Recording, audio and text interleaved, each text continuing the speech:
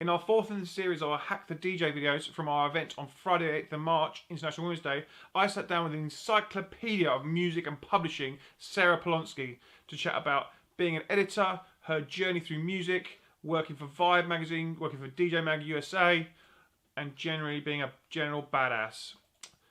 This is quite a funny chat. I really enjoyed it. She had me in stitches. I hope you enjoy it too. As ever, if you do, please like the video, drop us a comment. Anything you don't like, tell us, because then we can change it. And subscribe to the channel, it means the world to us. Hope you enjoy this video. Let's dive in. Yeah, let's just go through all of them, because there's some huge stuff. I think I bombarded maybe, in Amsterdam with my history one time. Let's just go, right from the, so you worked at First Place. Well, let's do an abridged. Yeah. There's been a lot, but I started in New York. Actually, you know what? You could say I started when I was about 15. I went to raves. Yeah. I was a raver in New York, and in New York City there was the Peter Gatien era. If you know your dance music history, he owned the Tunnel and the Limelight and Sound Factory and Vinyl, and this is where I would go and get my education. And I didn't know that just by being, I wore the UFOs and the visor, and then also as a standing Tenaglia back in the day. I mean, this was it was not back in the day, because I'm 36, but so I caught the tail end of the rave generation in New York City. And then I went off to university and really never thought that I would have a career in music, but I knew I was going to be a journalist.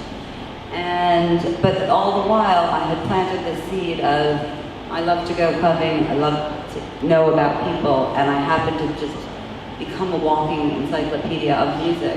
And for an American woman, a woman and an American, that was very rare, because when EDM happened, well, let's back up. So the first job, I got out of university, and I'm going to work in magazines, I'm going to work in newspapers. That happened. I just went, and because I could get into clubs, I got a job at the National Enquirer, gossip rag, utter. I used to go on stakeouts. This had nothing to do with music, Okay. Then I went to page 6 of the New York Post, if you've ever seen Sex and the City. Oh, you made page 6, it was the columns. So, because I could get into clubs, and I went out a lot, I got this, and then one day I got a call from a publishing company that published loads of gangster rap, XXL music, and lots of other niche magazines. And they said, we want to make an EDM magazine. So what is EDM? So probably over a decade ago, and I Googled it. If Google existed. It wasn't that long ago, and I went, like, oh, I know all of this. I don't know what we called it when I was younger. Does anyone remember? I always tried to think, what was dance music before? I don't even know. I was big into drum and bass, let's represent, just for here. And that's very rare. So I went on the interview, and they want to create an EDM magazine. And I was like, and I was talking about how I used to love when Ronnie Size would come to New York, and all these English people, and Sasha and Dick Reed in New York, and all, we were great. And the first time I came to London, and I went to Fabric, and I bought a ticket. We don't do that when we're in the industry. To see hype, and I went by myself. I was like, it was like 13 quid or something. I was 20, a long time ago. So I got to launch a magazine, and it was, I just had to relearn who everybody was, and also who these new people were. Skrillex. And I listened to that for the first time, and I thought, okay. And so I took the old knowledge, and I had to appreciate that someone like him was what maybe the Beastie Boys were to my generation. And well, there were, and when the EDM first happened, and I was making this magazine, there were really no women in it at that point. Like, I grew up worshiping Reed Speed. There were some American drum and bass, And I used to go and see her, and now we're great friends, and she's a few years older than me, and I was like, be my friend.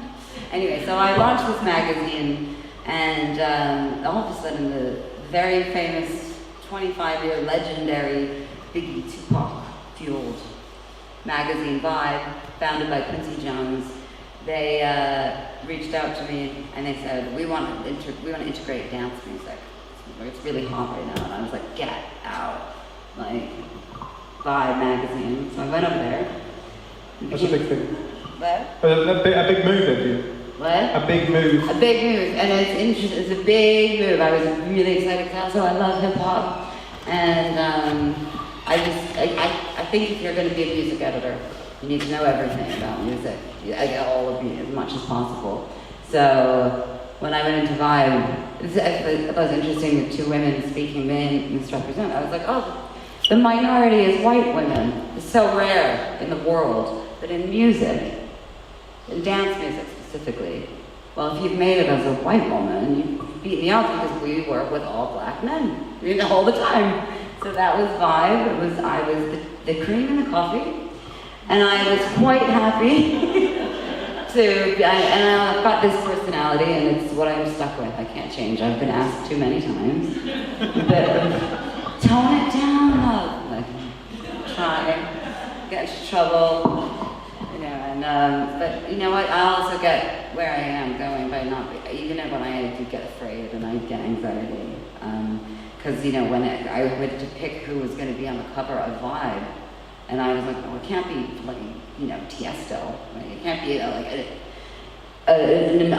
some white guy. It's got to be Deadmau5. I got to put him on the cover, and he's great. And, he's a white guy, but he's got the hat. Helps. And then the year of Get Lucky, Daft Punk and Pharrell. And I can say I'm only an American woman and one of the only people that sat in a room with them with no helmets on. Shut up. Yeah.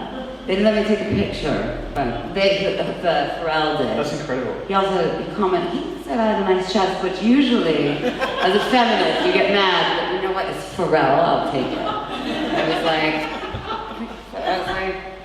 all right, this is how you get them to spill, though. You like using your sexuality. It's like, while they're looking, get them to do what you want. Right. Okay, so a couple of years at Vibe, and then DJ Magazine wanted to launch in North America. They've been trying for 8 years. It's very hard. It's run by Englishmen. What do they know about North America? You've got to be diverse. So I started to do that, and I've done that for 5 years, and it's obviously it thrived, or I wouldn't be here talking. Did alright. You did alright. Does alright as a publication. Took it from quarterly to monthly to booking festivals for them. Ended up booking booking is just kind of a disaster, but it really gets you in there. I went from interviewing everyone to I get a call from Nile Rodgers one day, who that's interesting too, when people like that start to call you for favors. This disco legend calling me for a favor. He wants me to book his Fold festival in New York. Freak Out Let's Dance, it stood for, and I booked the entire DJ tent, and I'm calling agents, and I'm like, well, here, we'll give you, just negotiating. I don't know what the hell I'm doing, I just can make it up as I go. And so it's kind of like, it takes a little bit of no fear, it takes a bit of just a bit of, I don't want to say balls, because it's Women's Day, as Betty White says. I don't know why anyone says, you're a pussy, because they take the beatings. You know what I mean? Strong, that's for me.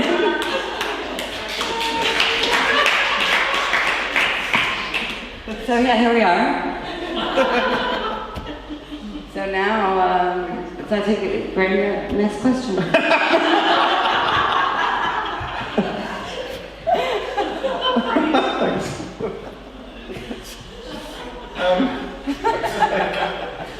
So then.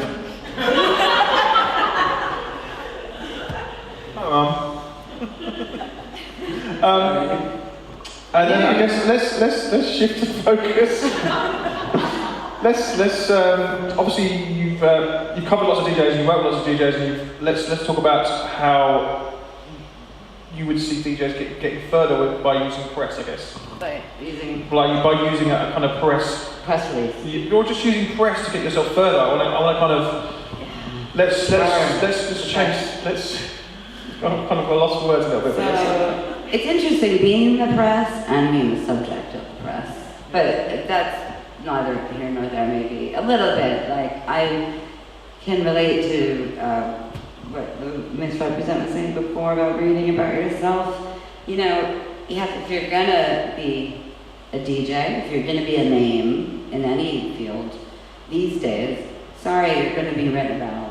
So you have to develop a thick skin. I have read some shit about myself. Half of it's true. I mean, no, I've got a Wikipedia page and half of that's not true. And I'm like, what? But that's press for me. And as an editor, as a journalist, I don't even think journalism exists anymore. So now I'm a branding and editor, savant with media specialty. I don't know, whatever I've written. That's what I do now. Because I used to go out there and interview so many artists, and it was great, and that worked, and it still works, but it's hard to see out there. It's a real sea, but it's important to use your own name, to get your name out there. You've got to be written about. If they're not writing about you, then you're not that important. Well, that's not true. But if they are writing about you, you are important. How about that? So even if it's bad, well, then it's even better. Because, that means they're maybe a bit jealous or whatever it is. Like, it really hurts sometimes to read about yourself. I don't think that's what you asked. I don't know. But it's still press. It's what you're interested in. I really like to just throw it open because I'm sure everyone's got loads of questions for you, and you can cover about 1 million different fields. So yeah, I've covered a lot. And does anyone have any questions for Sarah? Because let's already she can answer them all, man. We could. What you kind of covered your major points, and I feel like. Hi. Sure. So coming from a DJ point of view, if we want to promote ourselves as a DJ, public figure, whatever, how would we go about that to grasp your attention? So I think a bit of persistence is key. Not everyone can afford a publicist, and not all publicists are really worth it. So many are. We bought some here. But like these days, it's like, it doesn't matter how many times I switch jobs. If I take a little break, I get 400 emails a day, press release, and sometimes I just actually got one and I was quoted in it, and I was like, I wonder if I say that. But anyway, it was just funny. But so how to get my attention would be, well, you have to be a bit persistent, but you also have to look at what I've done. So you have to literally go out there and say, okay, there's Mix Mag, there's DJ, there's Date of Transmission, there's all of these blogs, there's Billboard if it's around the States, but there's not, and then, so you find your top 10. Honestly, and this is going to be good advice because I really think it's important to know how to reach us because it's hard, and I know that Grahame gets just as many emails as I do. I do. And it gets to a point where you're like, you're clogging my inbox, and I'm getting mad. But when an artist shines through, and you find out who we are, and you spend an hour. It's your career, and you should spend a little bit of time and be like, who are the people writing about? Say I'm a tech house DJ, and I'm going to find out. So I'm going to Google the artists that are like me, and then I'm going to find the articles that are written, and then I'm going to find out who wrote them, so I can say in the subject line, I loved your article, because what do we love most? Well, compliments. And this works, Grahame. It does. This is what works. It's like, when someone said, I'm an artist, well, those sometimes I'm like, cringe, because I get a lot, but I love artists. I love people that are really taking their career into their own hands to make it, because, that are grafters, the word I've learned when I moved to London, because that's what I do at all costs. So just take a little bit of time, research who's working at the publications where you want to be featured, And I guarantee, and then follow up in a week, not 24 hours. Because it's like, you can't drop anything, but I promise you if you do that, like the personal touch, like, oh, me and Sarah, like, I love that article about Daft Punk and Pharrell. I mean, that was a couple years ago, but like, I've been following your work and this article and like, or help with the idea. I'm becoming this in my own, and I've got a show coming up, and maybe you would like to talk to me about this. Offer to write it. People are it's so hard these days to find writers. As an editor, someone who commissions things out, I'm constantly like, I don't have enough budget, and I don't have enough time. People, time. Yeah. And it's really, it's difficult. So I would love to maybe talk to you about, and then give them a few ideas of how you want to be portrayed. Because that's how the media works now, especially in music. It's at this weird place where if you basically do it for the editor, you'll have a really good shot. So just a little bit outside the box. It's a little different than the old school approach of just hoping and hoping. I also understand what you're pitching for. Yeah. Like, you never know. The amount of people that email, I want to do this. What is that? An article. Can I get a write-up? In which section? What is it about? And by then or dear editor, like. I thought dear Grahame, so I'm like, no, that's, and then I forwarded it. No, maybe not to you, but I've gotten things for other magazines where I'm like, no, you want this person, and I've looped them in. all that, by the time I've done that, it's 3 or 4 emails. That's 3 or 4 emails I could be doing something else. It's like, it's kind of fun to do something about it. It's like, that publicist is like, oh, like you just blew it. You blew it by not taking the time. Yeah, I agree. If you send something that's ready to go, and you put the time and effort into it, then it's their own name. But it does give you so many more chances. Having all your parts, having all your ducks in a line before you even start looking at press, it's you're going to get more chances quicker. Otherwise, it's a waste of time. You're just shooting off into the abyss, and you want to shoot off into the abyss. You want to aim. You're shooting. But it's so funny. you want to shoot the duck. Line them up and shoot them dead. Target practice. Does anyone else have any questions? Oh, there's one there. Hi there, loving your talk. In terms of selling points, obviously you've got all social media, you can upload your mixes, but when you're really looking for new talent, what is a really good selling point? What really catches your eye? And what sort of things should we be sort of aiming towards to try and promote ourselves even more? I know you said about personal touch, but what else? Is there anything else? Oh wow, that's so because sometimes no social media. Like it's like, but that doesn't always, that works like once every 10 years. So actually, for me personally, it's women. I have to be honest. I am, and I don't know if that's out there, but you're asking me, so I can only answer for myself. I am so desperate to find young women that are confident and not, they can be sexy. Sexy's great. Sexy's fine. But it's more, there's talent too, and there's women that are out there and working hard. That's like, just, I don't know how I find it, but I love when I find that right now. And I don't know if it was a subconscious decision.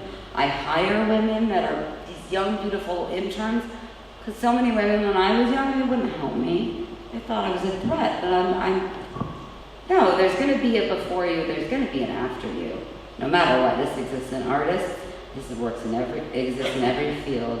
And I just always, when I would get to a job at a magazine, there'd be the famous editor woman.